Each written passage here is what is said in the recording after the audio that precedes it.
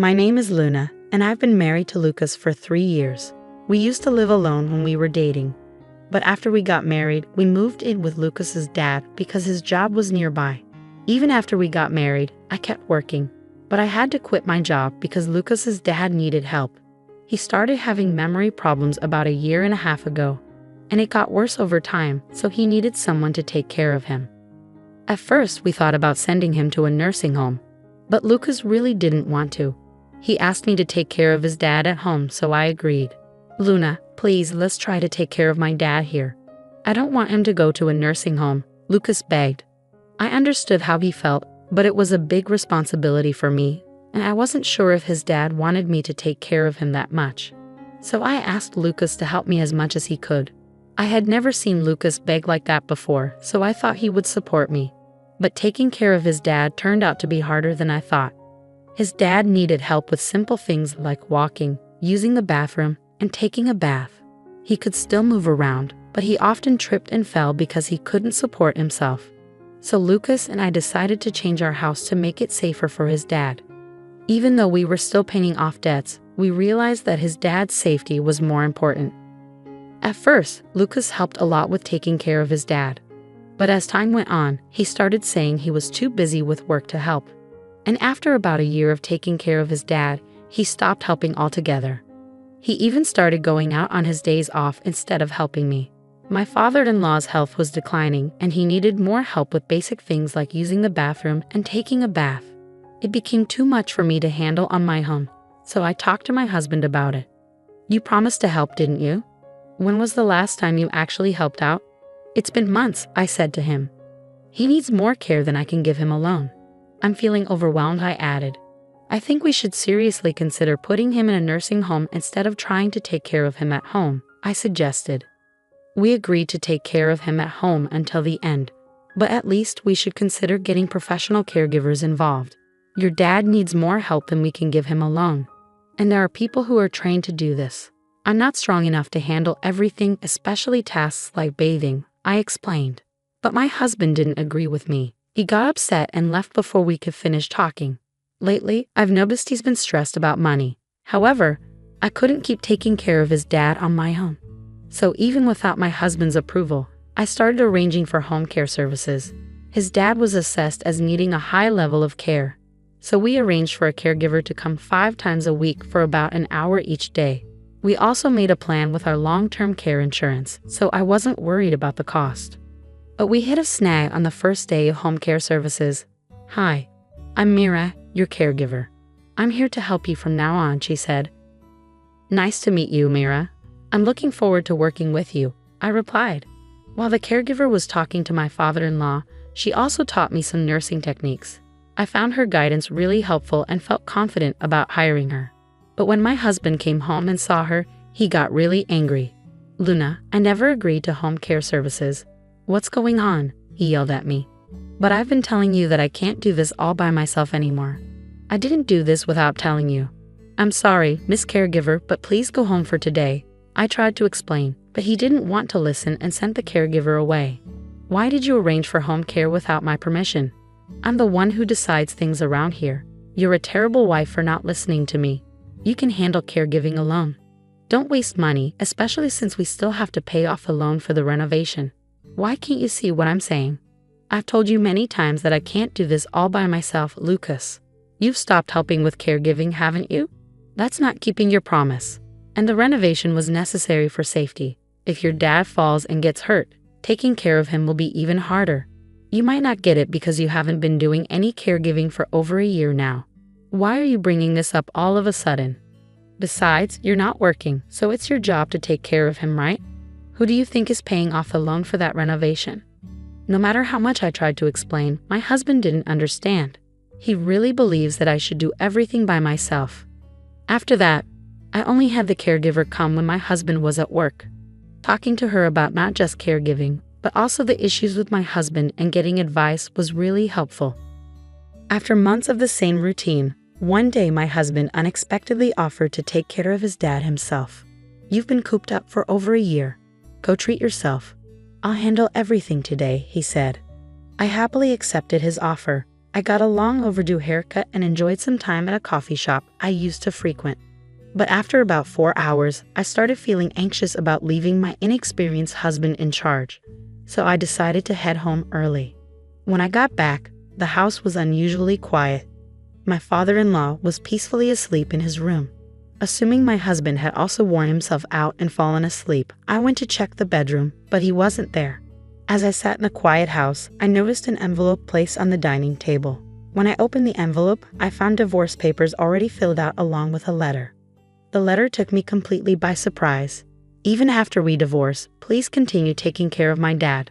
I'm going on a trip for a week, so please file the divorce papers. As I read those words, it hit me. His sudden offer to take care of his dad was just a way to get me out of the house so he could prepare for his trip. And the fact that he had already prepared divorce papers was a shock.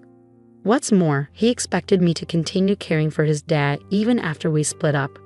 I couldn't comprehend his thinking at all, so I called him immediately. When I read the letter, I found the divorce papers. What's going on? Who are you going on a trip with? I'm at the airport about to board. I'm busy, and frankly, I don't care anymore. It doesn't matter who I travel with. We're getting divorced.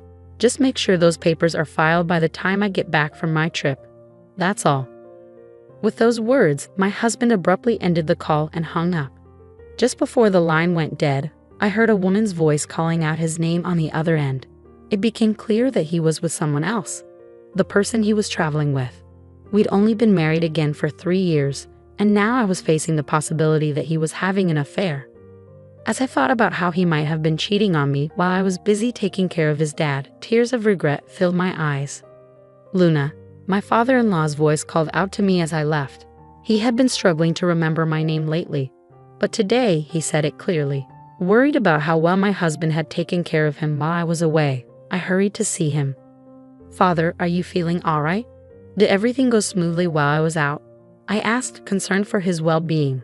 Luna, is the caregiver coming today? My father-in-law seemed surprisingly lucid and able to hold a conversation. No, she won't be here until tomorrow morning, I replied. Ah, I see. Could you bring me some paper and a pen? He requested. My father-in-law, who usually struggled with writing due to his condition, seemed different today, more refined. I remembered reading that writing could help with dementia symptoms, so I agreed and fetched him some paper and a pen. He began writing something, but I couldn't see what it was. After he finished, he placed the paper in an envelope and handed it to me. Give this to the caregiver when she comes tomorrow, he said before drifting back to sleep. Was this some sort of dementia exercise with Mila? Although I was curious about the letter's contents, I decided not to peek. Later, when my father-in-law woke up, he seemed to have forgotten everything, even my name. It left me wondering what had happened. That night, after he had gone to bed, I found myself pondering over the letter and divorce papers again. Reflecting on my husband's recent actions, I began to realize there might have been signs of something suspicious. I had been so focused on caregiving that I hadn't paid attention to him. If he was indeed cheating, part of me wanted to divorce him immediately and leave. But I couldn't abandon my father-in-law. Besides, without a job while taking care of him, I worried about supporting myself after a divorce. As morning arrived, I still hadn't made a decision.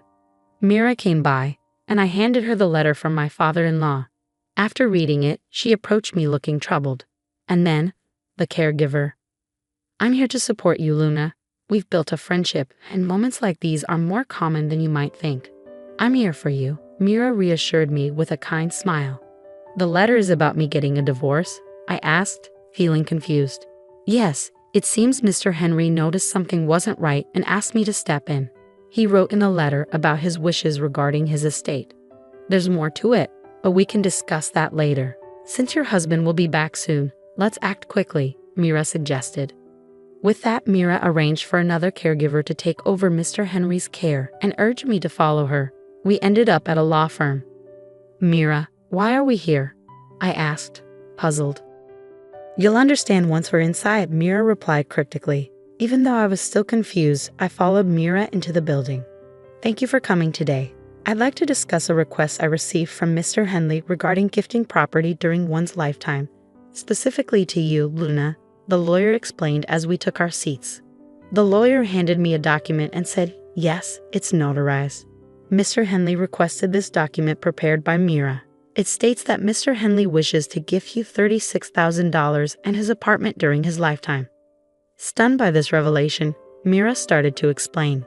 On the first day of my home visit, Mr. Henley mentioned this. He wanted to express his gratitude to you, Luna. However, as you weren't legally adopted by him, he couldn't pass on his assets to you through inheritance. So he decided to make this gift during his lifetime. I'm incredibly grateful. I need to thank my father-in-law right away, I said, feeling overwhelmed with emotion. Before we head back, there's one more place we need to stop by, Mira said, leading me out of the law firm. We made another quick stop before finally returning home. Once we were back, I expressed my heartfelt gratitude to my father-in-law, even though he didn't seem to fully understand. I kept telling him how thankful I was. Sadly, 3 days later, he passed away due to complications from his worsening dementia. I tried calling my husband, who was still traveling abroad, but he didn't pick up, perhaps assuming it was about the divorce. There's no other option, Mira said, guiding me through the necessary arrangements. As we gathered with relatives to make preparations, my husband's absence, being the biological son of my father-in-law, was a point of contention for some. 2 days later, my husband returned home, completely unaware of what had transpired. He was immediately bombarded with questions from all sides. Hey, help me out here. I swear I'm not cheating. I was just taking a vacation to unwind after being a caregiver every day, my husband protested. You can't lie twice. Even if you claim you were caregiving, there's no evidence to support that, I countered. I know for a fact that you went on that vacation with your mistress. Security cameras at the airport caught you two acting like lovers, I added firmly. With that revelation, my husband seemed to resign himself to the judgmental stares from the relatives. Several days later, once the tension had eased, I proceeded to file for divorce. I planned to move into the apartment my father-in-law had gifted me before his passing. As I made preparations for the move, my husband called. Luna, where are you? I just found out that I'm not the beneficiary of his life insurance, you are. All I was supposed to get was his life insurance. What are you going to do about this? He demanded. What did you tell my dad while you were taking care of him? You and that female caregiver must have conspired together. You two planned this, he accused angrily. It was your father's wish. Mira and I only followed his instructions, I explained calmly. Well, we're divorced now, and you and your mistress will be hearing from my lawyer soon. Make sure to pay up for the compensation, I added firmly. What do you mean we're divorced? Besides, since you got my dad's life insurance, you can consider it as your consolation money, right? So I don't owe you anything, my husband retorted arrogantly. It seemed he had forgotten that he had left me the divorce papers to file before he left for his trip. I was surprised by his callous attitude. The divorce papers were left by you with a letter asking me to submit them, weren't they? And the life insurance is a precious inheritance from your father, not something I received from you. So you should cover the compensation, I insisted firmly. My husband was speechless at my words, unable to respond. We realized we weren't making any progress and decided to end the call. He continued to call several times afterward, but following Mira's advice, I changed my phone number. I still see Mira occasionally. Even after my father-in-law passed away, she did more for both him and me than my own family, including my husband. I'm truly grateful to her. Eventually, it seemed that the truth reached my husband and his mistress, and I received a call from their lawyer. Lucas told me you were the one in charge, even though I didn't know the full story. I'm sincerely sorry for going on that trip while Lucas's father was struggling. I've already paid the compensation, and I don't plan to see Lucas anymore, she said. That's how things went down. I thought they might refuse to pay, so I was surprised when they didn't.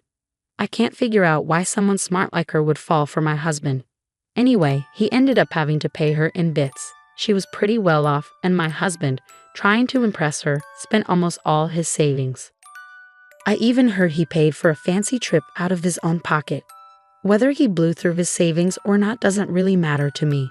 I'm determined to make him pay back every cent, even if it takes a while.